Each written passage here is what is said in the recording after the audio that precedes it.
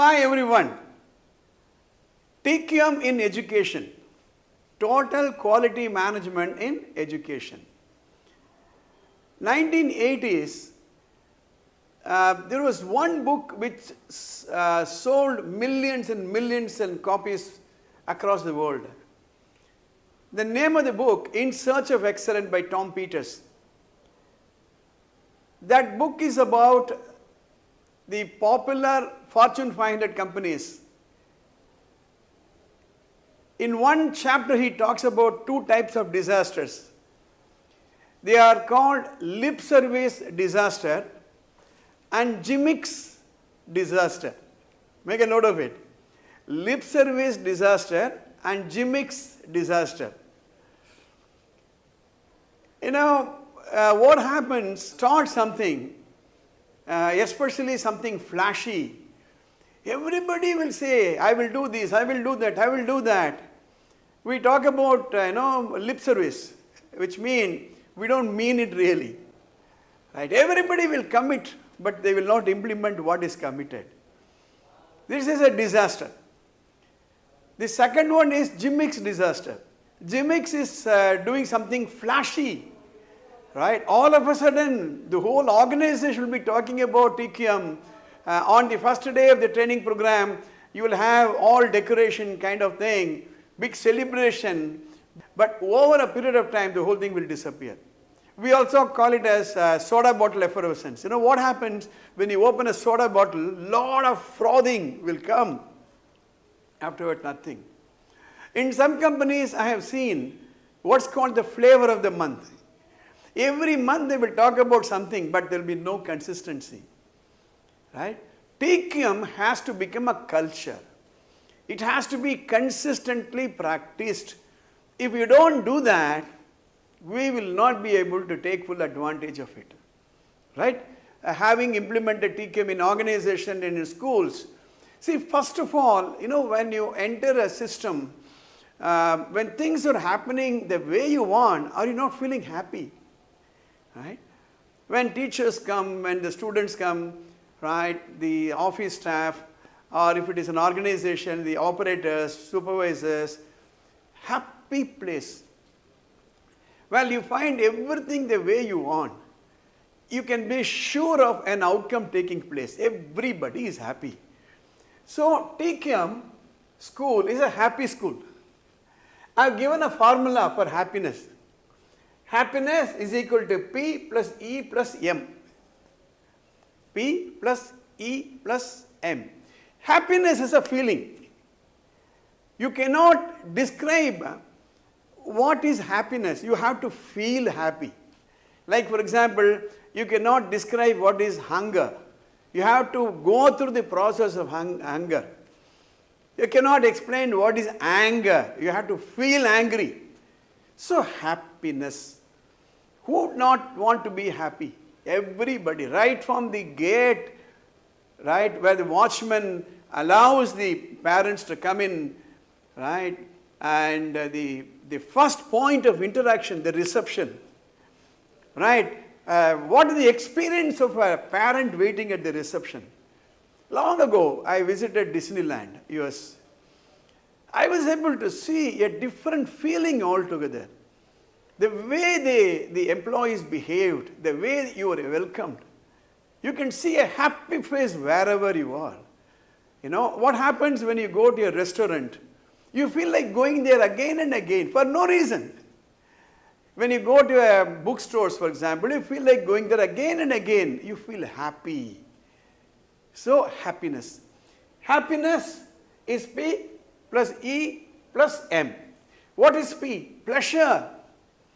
It has to be a pleasure working for such institution. A parent should feel a feeling of pleasure sending the children, not pressure, please understand. A pleasurable experience. Students in the classroom, a pleasurable experience. A caller on the telephone, other end, a pleasurable conversation.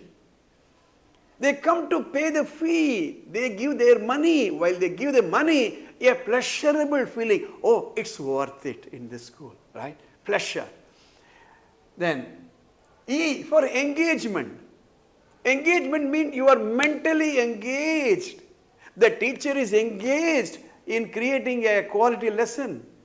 Right? The telephone operator is engaged in answering a telephone call. A driver is engaged in running the bus the way it should be done. The conductor is engaged in collecting the children, dropping them back. The principal is engaged. The lab assistant, the librarian, the whole team for that matter. Engaged. Right? And M for meaningful. It has to make some meaning. What is the meaning of all this? The meaning is, let's make our institution great. So, M for meaningful. See, an activity should be meaningful.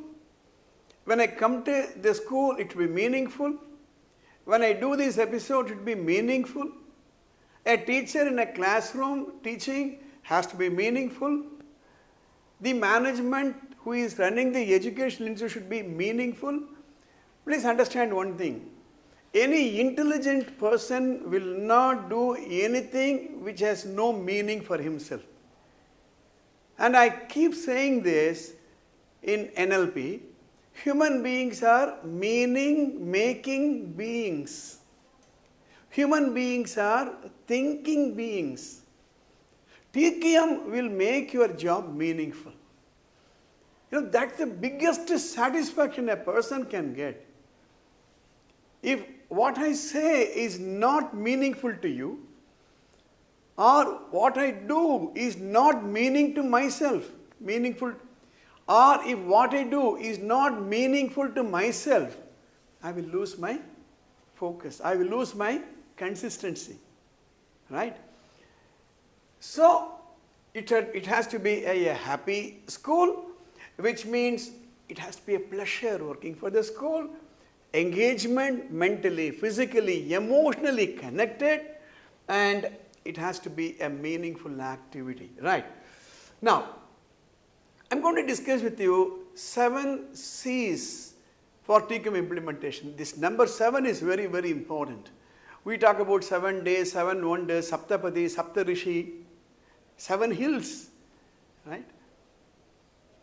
What are those 7 C's? First C is commitment by all. Absolute commitment. There is a difference between commitment and involvement, difference between commitment and participation. There is a difference between commitment and cooperation. Commitment presupposes sacrifice. Supposing somebody comes and asks me some financial help, some 5,000 rupees to pay the school fees. I say, okay, I'll give. When I say, okay, I will give, am I committed? If I'm committed, I will make a note of it. I don't need any reminders. He need not remind me once again. And even if I don't have 5,000 rupees, I will borrow, I will make some arrangement and pay him. So commitment right across. Most important commitment is from the top management. As I said, otherwise 2 disasters. Gimmicks disaster, lip service disaster. Any such initiatives which involves time and effort, without the total commitment of the top management, it will not work. Please understand this. Anybody listening to this series of episodes, you should understand it is not a gimmick, it is not a lip service thing. Top management commitment, because he has to provide for the resources, he has to release the people for training, right? Unless and until he shows the commitment, others will not show the commitment. The second C is a culture of quality consciousness. It has become a culture. A culture is different, an activity is different. Right? Culture means deep-rooted, accepted by everybody. Whatever a person is doing, whenever a person is doing, consciousness, that quality consciousness. Am I speaking quality? Am I typing quality? Am I editing quality? Am I doing with this quality consciousness? The third C is continuous improvement mindset. Continuous improvement. In fact, in some of the organizations, we started doing 100 improvement plan. In 1 year, that department should show 100 improvements, small or big. It could be even relocating the clock. It could even be relocating the bookshelf. As simple as that. Continuous improvement mindset. It is not an activity we are talking about. C number 4 is cooperation by all. It's a team effort. Until and unless everybody cooperates, it will become a soap bubble. A soap bubble is so beautiful to look at. But it will burst just like that, right? Cooperation by all. Consistency and continuity. And that's why it said it's not a flavor of the month. Slow and steady win the race. You don't have to implement it in 1 month. There's no hurry. For example, in one other chapter episode, we're going to discuss the various components of TQM like 5S, task forces, multi-skilling, cross-functional teams, suggestion schemes, right? You are not going to do everything in 1 month. Every month, slowly, we will implement one after the other. So, consistency and continuity. C number 6 is communication. Right across the organization, the communication should be well understood, well communicated. Like what is TQM, who are the people, or even the way we communicate has to change. In another episode, I am going to discuss about another 7 things to be developed in an organization. In that, I talk about etiquette and manners. The way we disagree, the way we criticize, the way we punish, the way we present. Right? So, communication. Mistakes will happen. As you do the TQM, bushfires will start. We should know how to communicate. Right? In cross-functional teams, there may be lack of team effort. How do you communicate? How do you communicate with a dissent? How do you communicate to an angry parent? How do you communicate to a depressed teacher? How do you communicate to a lack of confident student? And last but not the least, customer focus. Customer focus. I have talked about 2 things, internal customers, external customers. Later on, we will discuss elaborately what does the term internal customer means. Normally, we talk about a customer outside, isn't it? Normally, the outside or external customers are the parents. But what about in the school? At the reception, the internal customer is the class teacher. In the classroom, the internal customer is the student. Let's say there is a stores and the stores in charge has to give stationeries. Every person who comes there is an internal customer. Right? So what is my next process? That's my customer. My previous process, my supplier. So my previous process is my supplier. My next process is my customer. So these are the 7 C's. I want to end this by this penultimate slide. Everybody should think, me minus my school.